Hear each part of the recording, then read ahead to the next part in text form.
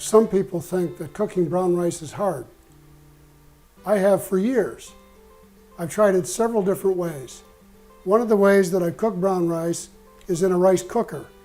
And I've ended up often with kind of a wet mush, and extra water would run around on the plate. It tasted okay, but the texture was just terrible.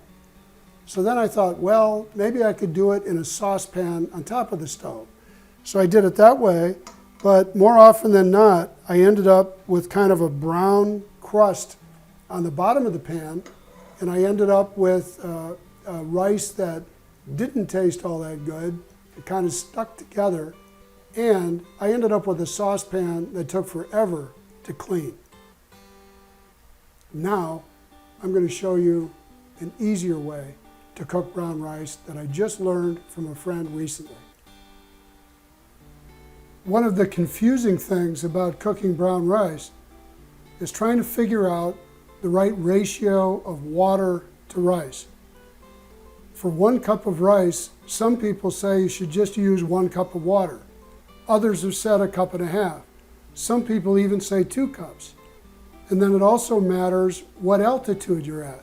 If you're high in the mountains, it may take 2 or 3 cups for every cup of rice. While the cooking method here, it doesn't matter how much water you use. There are no ratios to worry about, so it's simple. It's also a great way to cook other whole grains like quinoa. Quinoa is a grain that's 2,000 years old from high up in the Andes. It's high in protein, and all you have to do is put it in boiling water until it's tender, 15 or 20 minutes, strain it out, and you've got a great whole grain dish. For the brown rice, we're going to take the first step and just put this cup of brown rice into some boiling water. That's all there is to it. Now we wait for 20 or 22 minutes. It's time to drain the rice. We'll just put the rice right over here into a colander. And then we're going to take the rice and just put it back over here right into a cast iron skillet. We cover this up with some aluminum foil reasonably tightly. And now all we do is put this in the oven. 350 degrees, your oven's been preheating the whole time, and set it for 10 minutes. And pretty soon we're going to have great brown rice. Ah, perfect. You know, rice is great as a side dish. I also like to use it as a one-dish meal. So let's just take this rice. Look at that, it just comes out of the pan.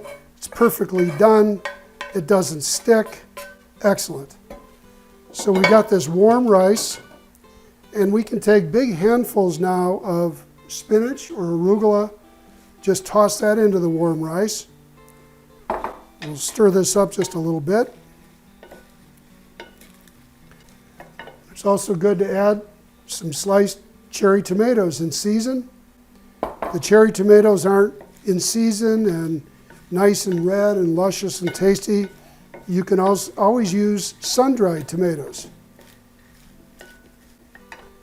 I've got some leftover roasted chicken breast from just a couple of nights ago. Adds a little protein, a little more protein to the dish.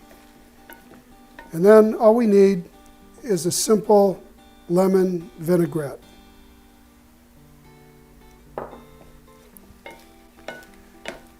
Oh, this looks good. And there you go. Here's a one-dish meal for 4 people.